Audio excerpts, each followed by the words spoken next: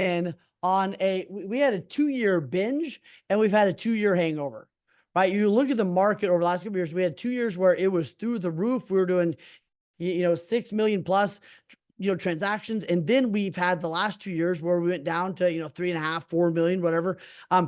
So we had kind of this 2-year binge and then a 2-year hangover.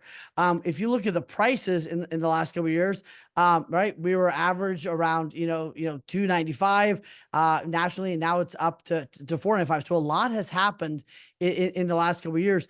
And here's what's interesting. The market kept running away from the buyers. Right? Does that make sense? Right? The market kept running away from the buyers. And I think it's important to understand that. As the right prices were going up, interest rates were going up or staying up, and buyers had a hard time catching up. Does that make sense? Between inflation and prices and everything else, buyers were kind of scraping to catch up, but having a very hard time with it. Which is why right now we see so many buyers across the board that are in short-term rentals, right? They're not doing a lease for the next 3 years. They're doing a lot of short-term rentals because they want to get in a house. They're just waiting for some houses to come up, if that makes sense, and prices to change. Most of you know that for the past year and a half, everyone's been saying rates are coming down, rates are coming down, rates are coming down. I have not agreed with them most of the time, right? Everyone's like, oh, they're going to come down. I'm like, I don't think they're going to come down. I did not agree with a whole lot of people saying that they were about to come down because the indicators were just not there for me to believe that the government was incentivized enough to bring them down. That's about to change. I think towards the end of this year, especially right, maybe September, probably October, and then going next year, I think we will see the interest rates come down enough to make a difference. Meaning, right, I think they'll come down enough to get a lot of this pent up demand kind of moving. So that's my take. So here's my take on right now. If I was advising, buyers and sellers right now in this market, here's what I would tell them to do. I think this is really important. The smart buyers are going to buy in the next 3 to 4 months. I think the biggest opportunity within the next several years legitimately is the next 3 to 4 months. While everyone is running away, there's the election, there's all this other stuff going on. Most people, there's a lot of people that are going to freeze. A lot of people are just going to continue to wait. I think that the next 3 or 4 months is the last time we'll see sellers really willing to do what they're doing right now, right? Concessions, and I think prices will be low as they're as they're going to be in the next little while. So if I had a seller right now that was on the fence and said, should we sell now? Should we buy now? My best advice to them would be, I would highly recommend, if you're able to buy right now, right? Even if you have to get a bridge loan or, right. I know several different people have, cash for keys. There's lots of different opportunities out there. If it was me, I would do whatever I could to buy in the next several months and then potentially sell in January, February, March. Right. That's what I would do if I was in this market. Now, here's the thing. This is where I want all of you to separate yourselves from everybody else. Most sellers should probably keep the house. Right. The dumbest thing that most people are doing right now is they're selling an appreciating asset. And I want you to think about that, right? Imagine you had a $500,000 asset, right, that was gaining 5, 6, 7% interest, right, growth every single, right, 5%, 7% growth every year, and you could use that as a write-off, and it didn't cost you any money to get into. Would that be a pretty solid investment? I get to write it off. It's appreciating at 3, 5, 7%, right? And I didn't have to put any additional cash to get this out. Like, that's an incredible asset. Would y'all agree? Right? If I went to Larry and said, hey, 0 money down, it's appreciating at 7%, and you get a ton of write-offs on it, would you like to do that? Larry's probably like, yeah, how many can I do? Now, I get that not everybody can keep the house, right, and buy another one. But I'll tell you what, we've got to get good at educating our buyers. Our sellers. Some of these guys have interest rates of 3%. It's appreciating at 7%, and they got to write the thing off. Why would you sell that thing if in all possible you can keep it? But here's where the education comes in. 2 things. 1, the education on the math. right? Can we educate them on, hey, overall, you're going to make 12% growth on this thing, but between all the different things that are going on. And we've got to educate them that there are a ton of renters that are willing to pay a lot of money in rent. And most sellers don't recognize that there's a lot of lifetime renters right now, lifetime renters of nice homes. Right. Years ago, we didn't have as big of a rental market as we do now. Now people are paying $3,000, $5,000, $8,000 a month in rent. They're thrilled with it, and they're going to do it for the next 20 years. Most sellers don't recognize that that's happening. It's happening all day long. Is it the smartest thing ever? 99% of us would not agree that that's the smartest thing ever. Yet it's happening, but sellers don't really, most sellers or most homeowners don't know that that's an option. So if I was educating my clients and I was like, buy the house in the next 3 months and keep the house as a rental as long as that thing is appreciating, and you can. There's a lot of mortgage options and everything else. So you got to get great at the math. You got to get great at the education piece. I believe that's one of the biggest things we can do for our clients, is at least, and like I said, it's not going to be for everybody, but it's our job to at least educate them. Right. Right. In the new construction world, I mean, they are building whole communities right now that are not going on the market. They're building huge communities of nice homes just to rent all over the country right now. Right. Like it's amazing. Okay. Any questions on that? Some of you need to go out and do the math on that and help your clients really understand what the opportunities are. Okay. Wayne, 100%, Yeah. 100%, Wayne. My wife and I literally just had this. So we're talking about moving next year or two, and my wife and I literally just had this conversation. I was like, "Oh my God," because our house could rent for about $2,000 a month, and our mortgage we only owe like $800 a month because we're at 299 and we've had the house forever. So yeah, Yeah. I totally agree.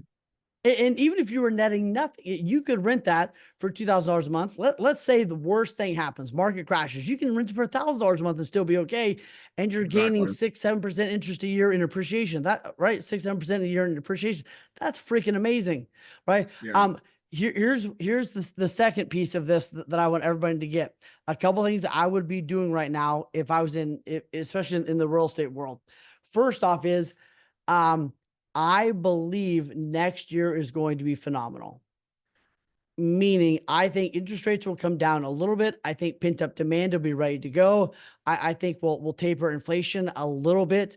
I think next year is going to be a phenomenal year in the world of real estate sales, and phenomenal for two reasons. One, I think a bunch of agents are going to get out of the market, so there's going to be more opportunity.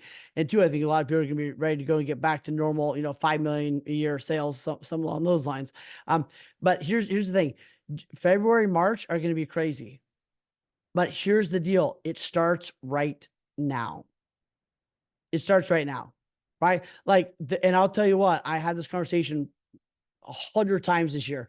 My clients that thrived this year, it started last October. Right? My clients like Lisa, right? So many others, right? They started doing the work in September, October, and they had the best years in real estate they've ever had. But they didn't start the work in January and February. They started the work in October. Here's what I would get all of you to think about. I would do a couple things. One is I would call my entire database, and I would have the intention and the goal of having a 30 make me move list. Who are 30 people that have a number, right? You go, Tyler, if I brought you blank, what would the magic number be that would cause you to consider selling your house, right? And Tyler goes, man, it'd have to be a lot. It'd be, 950. I go, cool. So if I brought you an offer for 950, you think about selling. He goes, absolutely. And I go, cool. I'm going to write that down in my special little book. And if I get someone that comes along that I think is a good fit for your house, is it okay if I reach out? He goes, absolutely.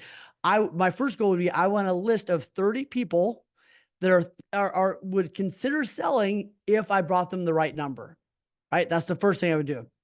The second thing I would do is I would be calling through my entire database, and I would be asking, and I would have the goal of, I want 30 people that are ready to go come January 1st. You're going to find some people that are ready to do something the next couple of months, but I want a goal of people. How many of you get like, we're going to do it next year? You hear that all the time. Yes. Awesome.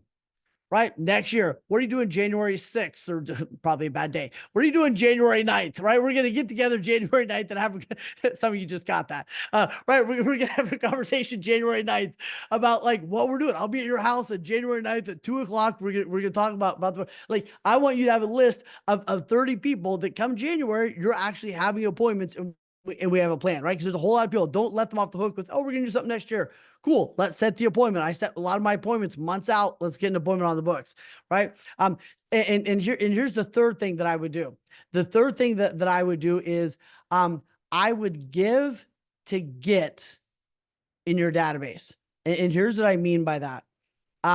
There are a lot of builders right now. There's a lot of realtors right now. There's a lot of mortgage people right now that are freaking out. All they're doing is talking drama, or they're talking politics, or they're not talking at all because they don't know what to say. I want you to consider this. The passing lane right now is big, right? There's a whole lot of agents and business owners and mortgage people owners that have kind of just pulled over to the right-hand lane and are kind of just hanging out because they don't really know what to do. They don't know what to say. They don't know what to do. They're just kind of hanging out, which means that passing lane on the left is huge. So what I would get very intentional about, if you need help with this, reach out to Bree, reach out to Larry, and figure out, how can I give things away to get people in my database? How can I give away, right, holiday events? How can I give away 10 things to do for your home to get ready for winter? How can I give items of value away to get people in my database? And I'd be thinking about, like, what can I do offline? What can I do online? I would do a client event, right, to get to attract people in. But I would set a specific goal of, how do I add 50, 100, 300 people to my database in the next 60, 90 days? Because next year is going to be phenomenal. And I better start the relationship with them right now, so that in January, when they go, actually, we're thinking about buying or selling, right? I've had a month or two to build the relationship, and I'm not starting on the back foot. Does this make sense? Yeah, I'm giving you a bunch. Is this landing? Any questions so far? Okay, let's keep plowing through. I'm gonna give you some to-dos. You don't need to do all of them, but you need to pick a couple that are huge for you. Here's the another thing that I would get great at, that I'm actually working on myself. And this will go into our social media stuff we talk about next week. What's your origin story? And here's what I want to think. People are drawn in, and they want to work with you if they know why you do what you do. Right? Larry, you and I have been working on this a ton, right? Like, Larry is passionate about helping business, small independent business owners build systems and things like that, so they can actually build a successful business, because he's seen so many people that could have had a great business had they had the support and the tools and the leverage around them. But because they didn't, they burned out, blew up, didn't do what they were put on this earth in essence to do, and didn't make the impact they make, right? I would challenge all of you to go, what's my origin story? Right. And as I think about my origin story, a part of my origin story is watching my dad, who was a pastor and loved people, sit at the kitchen table. And quite frankly, he loved people. He wanted to lead people. He had all the care and none of the candor. Right. And I'll tell you what, there's a lot of leaders like that out there. They got all the care and none of the candor, and they get run over, beat up, and spit out. And they don't help people the way they can help, because they weren't taught leadership. They weren't taught how to hold people accountable. They weren't taught the leadership stuff they needed to be taught. Right. So that's part of my story, right? Why am I so passionate about raising up leaders and teaching them how to lead their people well? It's because of what I saw growing up. Right. What's your origin story? What's led you to where you are now? Right. A lot of real estate agents are real estate agents now because they worked with a terrible real estate agent, and they go, well, I can do better than that. And they got into real estate, right? That's part of your story, right? Get better at telling your story to attract people in. And here's the four pieces of raising your brand or your influence. And I think branding and influencing is so important the next little while. And I want you to write these four down. There's four things that people need to see you as. So write these down. Four things people need to see you as. So the first one is, they need to see you as high status. Right? They need to see you as someone that is achieving well, that people look up to, that people admire, that's doing well in their world. The second thing they need to see you as is a thought leader. They don't want to see you as a sheep. They want to see you as a thought leader, right? Someone who right. A thought leader is stop selling your house. That's stupid. Keep the house and buy the next one. And people are like, what the heck are you talking about? Right. And you go, well, it's the dumbest thing ever is to sell an appreciating asset. And people are like, hold on, right? They may have not heard something like that before. Right. A thought leader brings critical thinking to the table. And that's exactly what you've got to be doing. Right. Well, everybody's running out and everybody's waiting to see the results of all the stuff the next couple months. All right, my clients are running in. Here's why. Because they know that they will never be able to buy a house cheaper, right, than they are in the next 3 months, and they can refinance after that. But they know that we know prices are probably not going down right after January. Would you agree? Right. The third thing they need to see you as is competent and experienced. It's why, next week when we talk about social media, one of the things that I want you to be doing is behind the scenes. Behind the scenes is Larry building a funnel. Behind the scenes is, Matt walking a neighborhood going, I promised my buyers I would ask every house in this neighborhood if they're thinking about selling, right? They want to see that you're doing the stuff, right? Not just talking about it down the road. They actually want to see that you're competent, you're experienced, you're doing the thing, right? And right. So think about how can I share that, right? That I'm competent, that I'm experienced, and you can share it by giving data and things like that, but you can also share it experientially, right?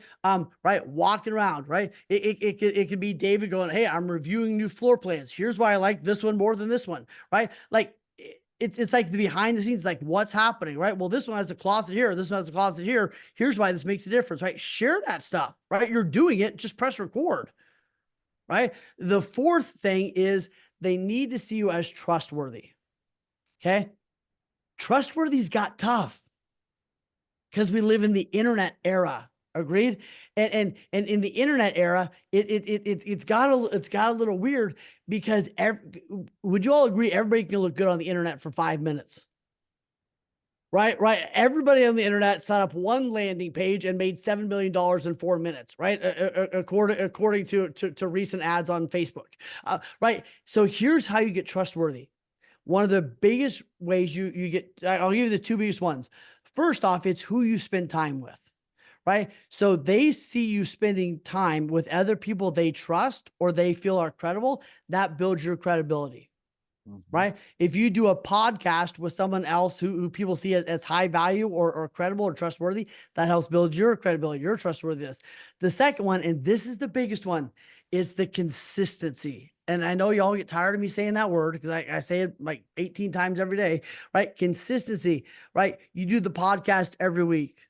You list this stuff every week. You send your market data right once a month. The consistency is one of the biggest things that builds trustworthiness. Make sense? Okay, so if you look at those, you got high value, right? How do I set myself as high status, a thought leader, competent and experienced, and then fourth is trustworthy. Make sense? Okay, now let's get into the second piece of this. Right now, I believe in the next couple months there is massive opportunity. I was watching a video a couple of days ago, and I wanted to share with you some of the stats. So they did this big nationwide survey, and the guy was sharing this at Inman last year. And here's a couple of things that they found. People are like, man, the real estate is going to be tough. Is anybody buying? Is anybody selling? All this other kind of stuff. Let me give you some stats that might that hopefully will blow your mind. Here's the first one. They went to right. They were doing kind of a secret shopping, right? Where secret shoppers, you send somebody out to act as a shopper and see what happens. Here's the first thing. 35% of inquiries were never responded to.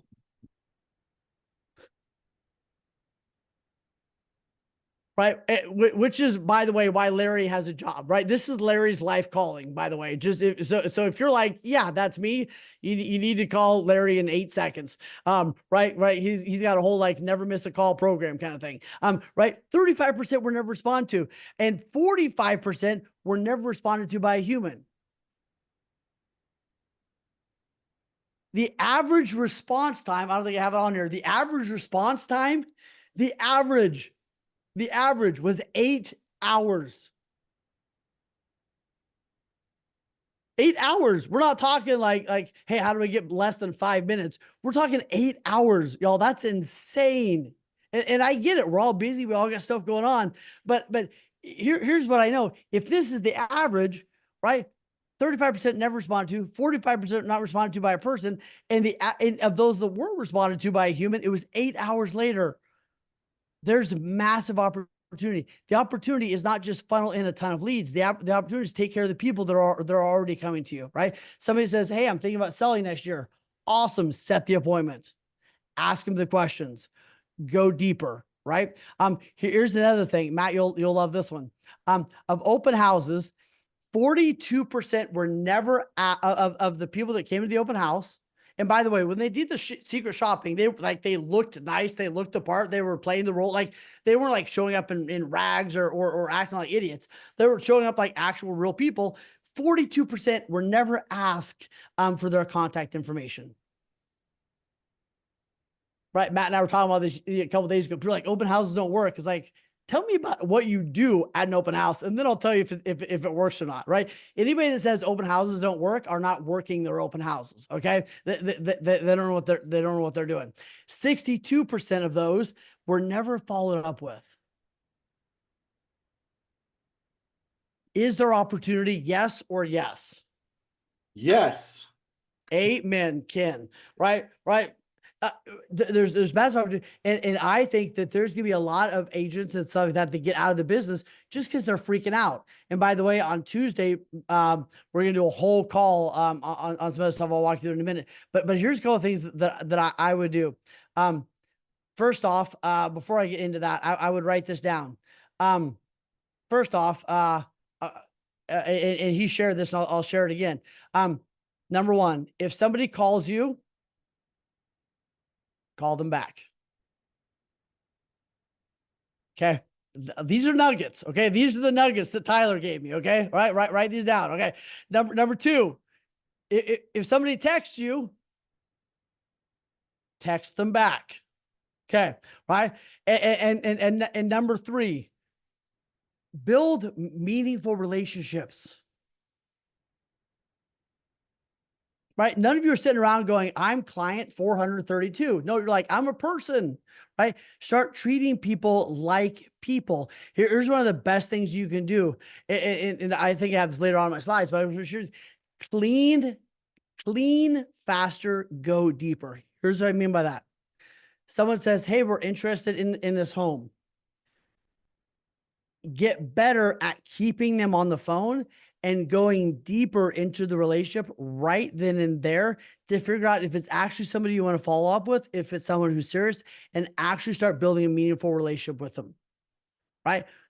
Clean faster, go deeper. Clean faster. What I mean by that is figure out who's who, separate, right, the wheat from the chaff, right? We can go whole Old Testament on this. I don't know if that's actually in the Old Testament or the New Testament. I don't know, somewhere in there in the good book of Enoch, maybe chapter 4. Right. Clean faster, meaning decipher who's who. How many of you have a list of leads and you don't know, was that a legit lead or not a legit lead because you didn't do a good enough job on the front end, right? Same thing with open houses. Get good at asking them a bunch of questions right off the bat. So, is this someone I should really follow up with, or is this a looky-loo, right? Same thing, somebody interested in your brokerage, right? Whatever it is, get better at the beginning so you have to do less chasing.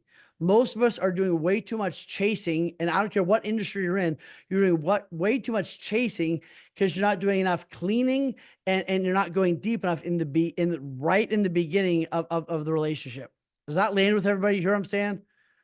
Right? So somebody says, hey, we're thinking about selling next year. And we go, cool, like we should connect. Which means I'm going to spend the next 4 months going, hey, you want to get together yet? You want to get together yet? You want to get together yet? Screw that, right? If we're right there belly to belly, I'm like, awesome. What day in January is best for you? Like, I'm doing it right then and there. I'm not thinking around with this thing. I don't have time to call you 18 times and follow up, right? Like, let's just do it right then and there if we can. Make sense? Okay. So we talk about mindset. And let me give you one more piece on mindset before I get too much more into the skill set. I believe that the next several months are going to be 1000% a self-fulfilling prophecy. I don't know if I've ever believed it stronger than I believe it right now. That success is going to be so much less dependent on the market and so much more dependent on your mindset. Right. And you see it in the chats, you see it in the forums, all the people that are freaking out, all the people that have already determined that this is going to be terrible. They've already determined nobody's going to want to sign agreements. They've already determined, they've already made the decision. Now they're just going to live it out. Right. And you see people do it all the time, but check yourself. What are you putting out there? Right. You will step into and I say this all the time, the words you use are like the paint on the canvas of the picture you eventually step into and live. Right? The words you're using are like the paint on the canvas, and you're eventually going to step into that canvas. That's going to become your life. This is going to be every successful person I interview says something along the lines of, I knew it would work. I knew I would figure it out. I knew that we were going to get through it.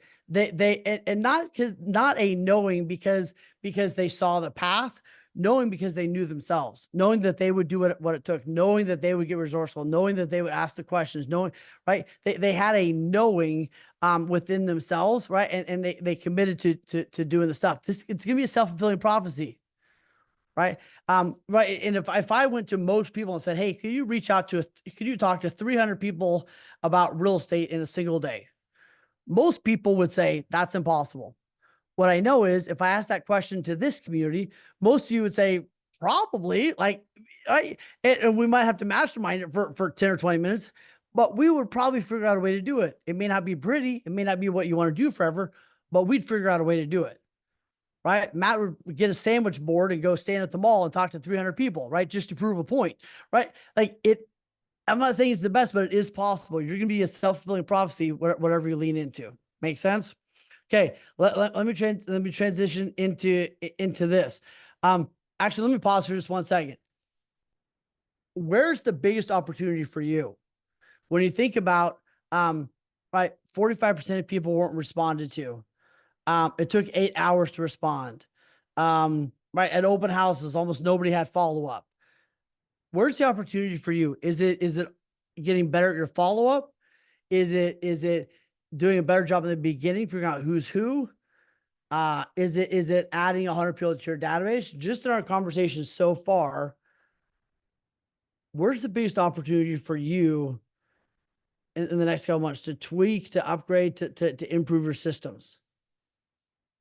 Where is it? For me, I think it's pretty easy, just dripping down those stats on the open houses and the failure rate. I think would see an instant uptick on our agents and our production overall. Yeah, absolutely. Absolutely. Yep. Yep. For me, it's the qualifying up front. I've chased buyers for a lot of years, like, just instantly, okay, let's go see a house. I think now a little more interview type, what are you looking for in an agent? And asking the question like, what am I looking for in a client? Right. Because this agreement's going to be need to be mutual right from the very get-go. So Yeah. instead of just saying, okay, great, let's go look at a house, let's ask a few more questions. Yeah. Way more up front, way more fun. Yep. There's a lot here. Yeah. Yeah, for me, it's ramping up niches. I've gone really niche specific this year, and that's helped me a lot. To going and figuring out who own it. Yeah, we talked about this before, Wayne. Yeah, who's your target audience? Figuring that out, finding 2 or 3 niches, and just going deep on it. Yeah, absolutely. And for all of us, it really is getting better at the questions, right? What's important about that to you? Ultimately, what will that do for you? What are you willing to give up to get this? Like, just go deeper into the questions, and it's going to change everything. Chris, what'd you have? And then I'm going to move. I was going to say one of the things that we're finding, especially with investors, is what I would call informed honesty. Is really pushing it. But what I mean by that is I think oftentimes we don't go deep enough into our own markets. We take national trends here and there. Yep. For instance, what you're saying about people holding on to properties is absolutely true, unless they happen to be in high property tax states that right now are getting killed.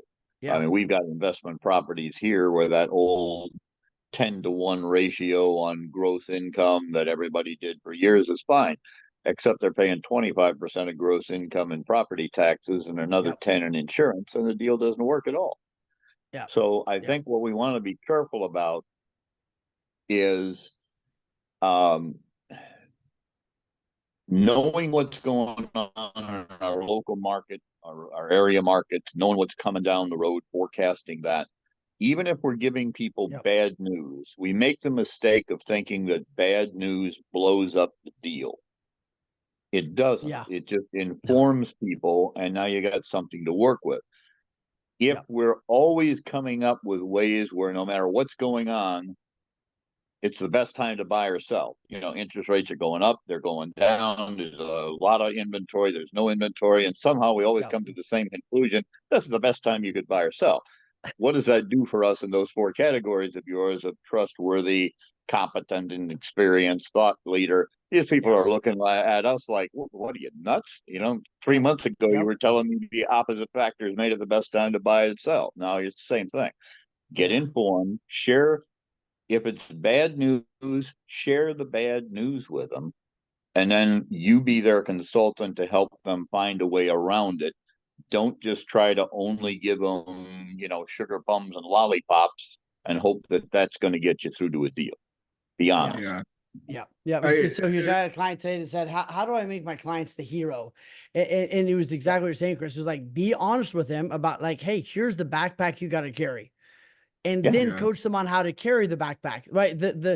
You're not really helping them by going, well, I'll carry half your backpack, you know what I mean? Or whatever. It's like, no, that you're the hero by delivering the tough news or whatever it is, and then helping them see a way through, right? Helping them see how to go tackle that thing and lean in on it, right?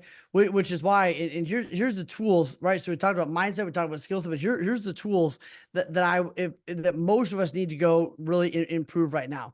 Right. You probably need to go back and sit down and go through your listing presentation if you're an agent, right? Or a mortgage presentation, whatever it is, right? Is that presentation phenomenal? Does it talk about, preparing to pay a commission and the value of that, whatever it is? Do you have a phenomenal buyer, what I would call a buyer listing presentation? Do you have that dialed in? Let me show you really quick. Brad put this together and it is so phenomenal. I'm not going to share the whole thing. I think it's on Tuesday. We are going to spend, those of you that are interested, and there'll be some fee for it because he's going to give you everything. Yet on Tuesday, he's going to walk through his entire presentations. All right. All the what he does and how they do it and their buyer presentation, everything else. But here's one of the things he's going to talk about. Right. Here are the ways, right? If you're talking to a buyer, right, you've gone through everything you do and all the other good stuff. One of the things he's going to talk about is, here's all the different ways that you can that we can help get the fee taken care of. Right. So our fee is X amount of apples, whatever it is. And here's the way that we can get those taken care of. Right. We can filter homes, or figure out, like, if they're not open to helping pay the commission, we can get rid of those if you want. Right. We can send over a compensation agreement. In the beginning, we can request seller compensation. We can include it in our transaction costs. Right. We can increase the property price after we have an agreement. Right. You could cover the difference at closing if you want to, or we can have an installment plan.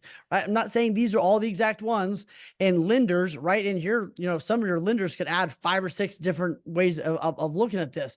Yet it's your job to sit down and go, hey, here's all the things we can do to help you carry your backpack. Right. My fee is X amount of apples. It's right. I'm worth that all day long, by the way, based on everything we just covered. And here's all the different ways that we can help you carry your backpack. Make sense? Right. And then it goes into a menu of options and all this other stuff. So he's going to walk you through that. He's going to walk you through his listing presentations.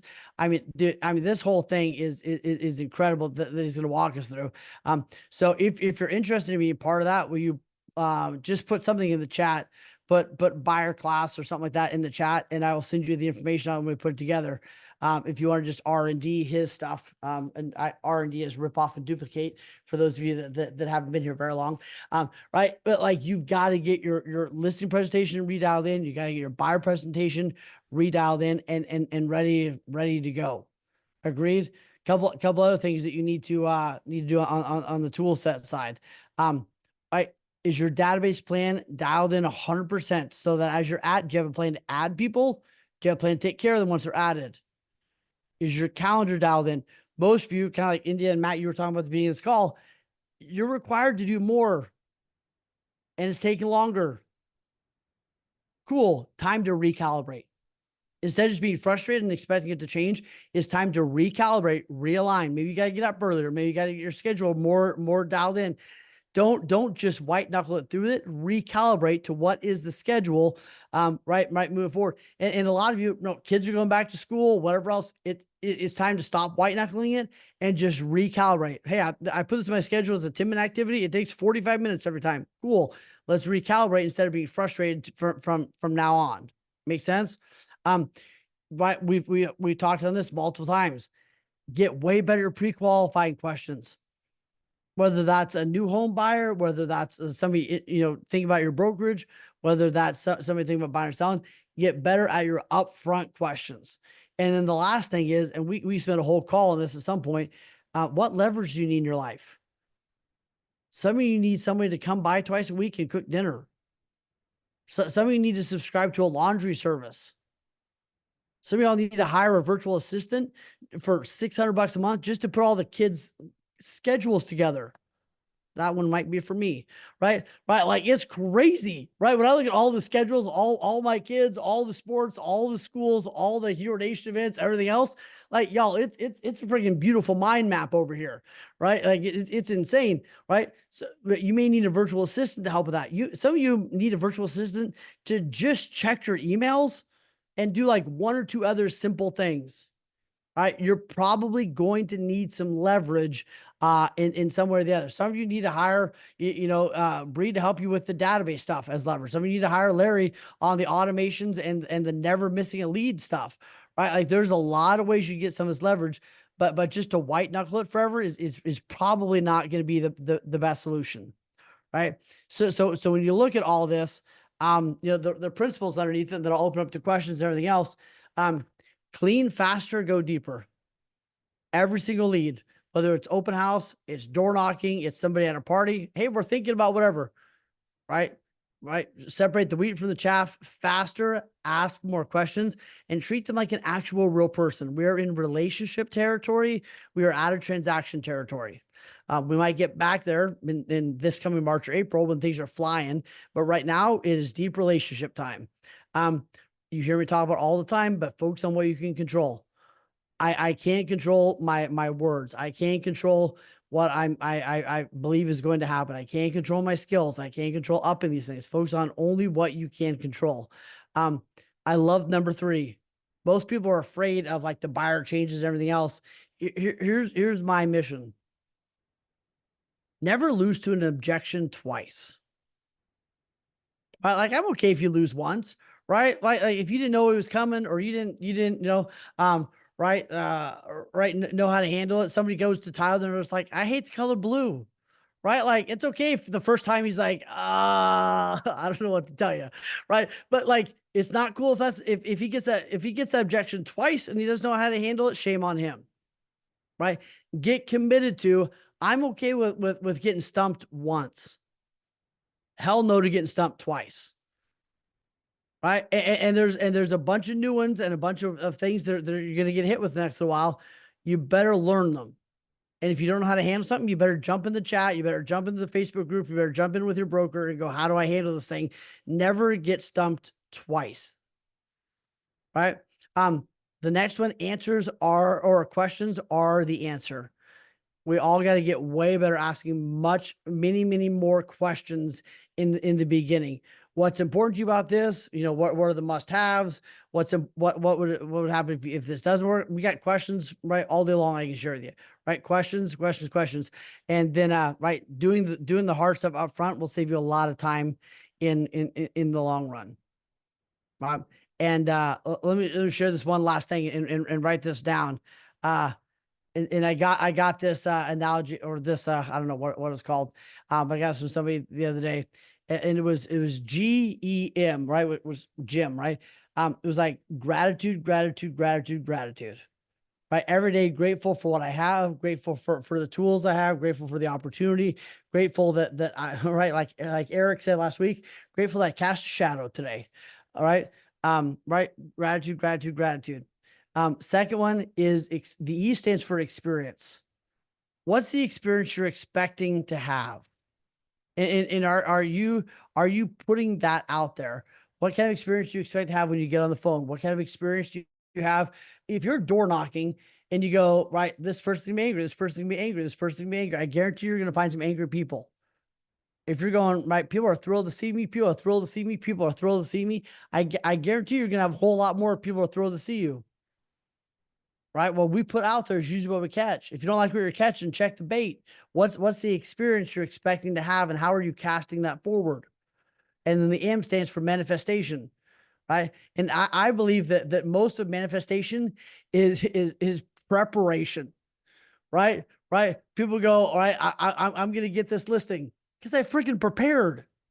People go, this person is going to be thrilled to pay my commission because I prepared and I practiced and I did the work and I got my head in the right place.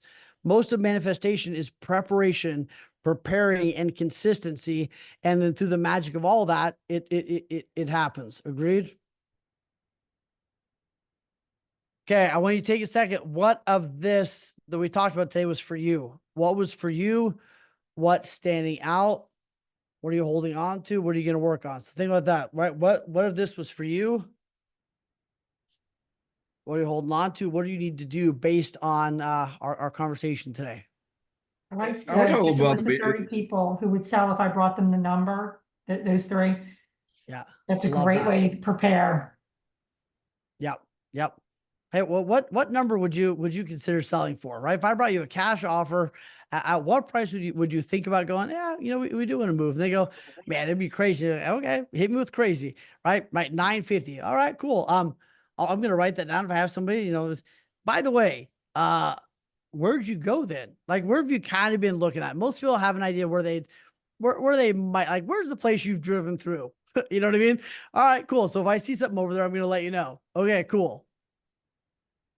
Right. You can build your entire 2025 by doing exactly what we just talked about. Carlos, I think you had something. I heard your Yeah, voice. I think. well, I was gonna comment about the sell later thing that I'm seeing a lot of mortgage people to say something like don't refi now. Basically, even though rates are down, don't refinance, wait for the rates to go lower. And it's interesting seeing the reaction to that because when people say that type of thing, people are like, oh, wait, you're on commission. You basically withheld your own commission. And people love that stuff, because they're like, Yeah. they see it as we're putting our needs ahead of putting the buyer's needs ahead of ours. So it's basically the same thing as you just said. And so, yeah, it's Dude, really, absolutely. really And interesting way to that do goes it. back to what Chris was saying, is like, there's no one size fits all answers right now. Oh, for sure. Right. And kind of to Chris's point, going like, hey, here's what I'm seeing. Here's who this might be a good time for. Here's who this probably isn't a good time for. Here's what I think is going to happen. Here's what the market's telling us, right? Like, be the voice of, like, there's no simple answers here. And yet I'm the one that can help you figure out what the right answer is for you. Yeah. And specifically on refinancing, that was exactly the content that I put out, was because I see some people saying everybody should refi, some people saying nobody should refi. And I said, no, it's not so simple. Sometimes No, refi, nope, it is not. if you It refi is last not. year and you're sitting at 7.5 and you can go at 5 3/4 Yep. at no cost, why not? Don't be Zip. stupid. Yeah, but the Zip. other hand, Zip. if you're at 6, don't try to buy down the rate to 4, like that type of thing. So yeah, absolutely, go. that's the kind of There you content I'm doing right now. Yep. Love it. Okay. Who else?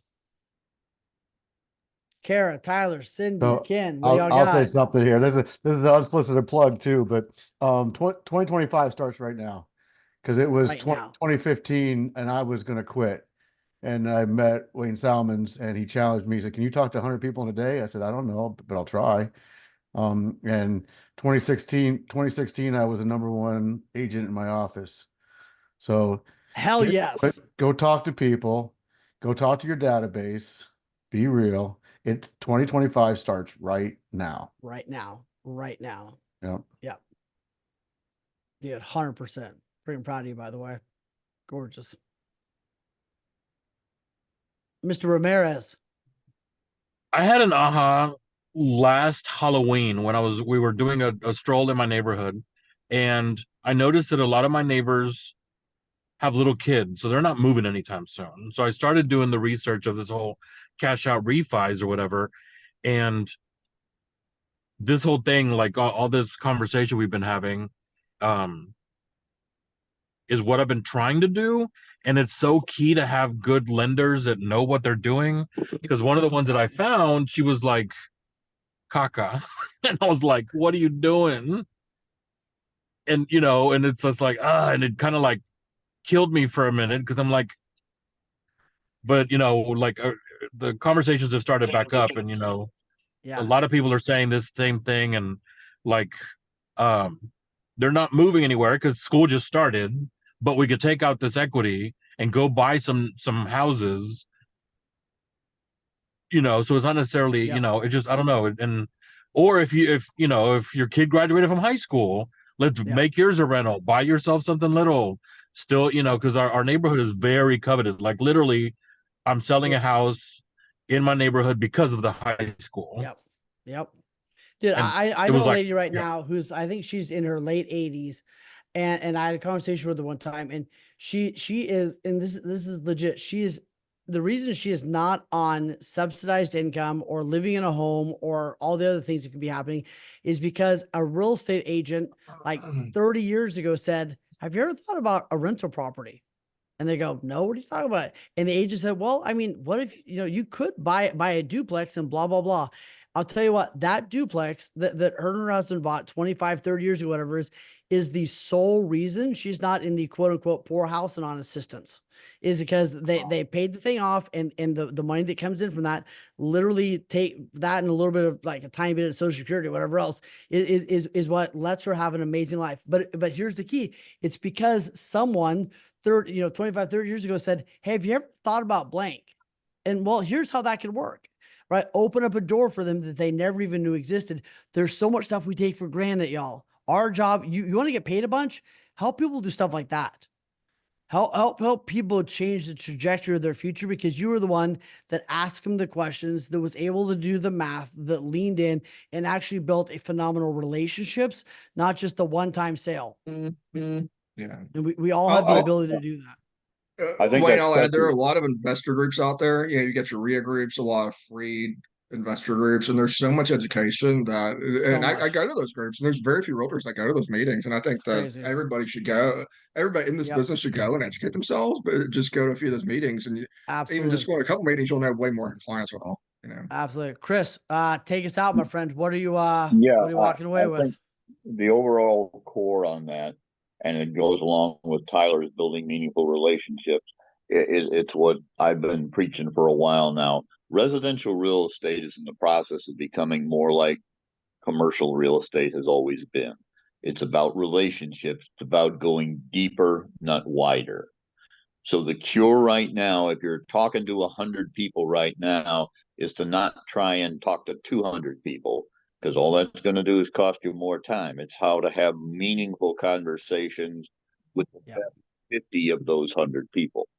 Yeah. And the more we focus on that, the less strain we're going to put on our time. We may still need to leverage out some time, say no to some things to move it in, but just having better conversations that actually turn people into clients instead of customers, or lifetime clients, like the lady you're mentioning, etc., where we need to be willing to play the long game with our clients, not just the short game, hit it and collect a commission check. Yep. Absolutely. All right. Thank you all for being here. 3 things I'll to leave with. One is, if you're interested in the buyer, the 2-hour buyer, like, get all the stuff with Brad on Tuesday, let me know. The second is, next week when we dive into social, we're going to talk about how do I build relationships with this? How do I add this? How do I build relationships? How do I do it in a consistent, impactful way that actually goes to my business? And, man, thank you all for being here. And on a personal note, mom is in the hospital and prayers are amazing. So if y'all would send her some love today, that would mean a lot to me. So thank you all for supporting this and supporting her in the journey. And let's all kick some butt, take some names, and remember why we started this thing in the first place. All right. Bye, y'all. Go again. Thank you, brother. Thank you guys very much. Thank y'all.